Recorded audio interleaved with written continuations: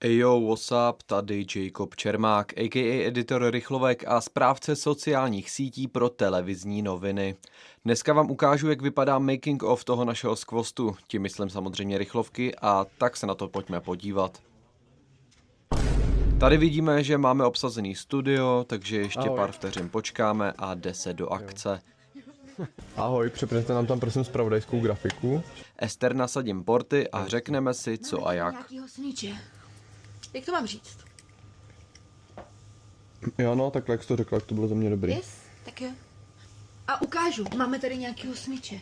Jo?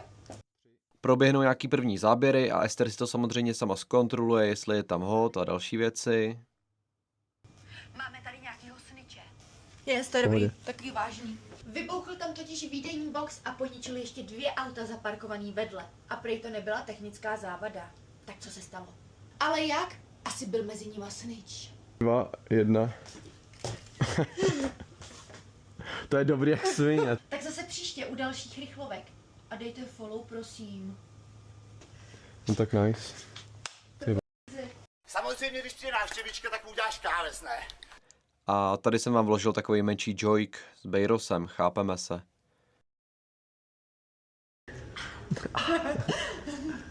Tady máš káves! Ty šcan! Pak už následuje střih a klábosení s kolegama u nás v redakci, většinou je to celkem sranda. Ale jako dobrý nápad, no. Tohle se fakt staré jenom na nově, ale to by ti nikdo jiný neprošlo.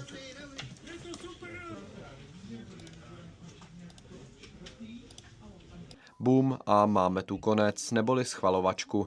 Nejdřív se na to podíváme s Kubou a Ester a pak na to ještě hodí oko jeden z našich šéfů. Většinou to naštěstí projde. Zbývá pak už jen upload a je hotovo. Jestli se ti to líbilo, dej like, koment a začni mě sledovat pro další podobný content. Dík a čus.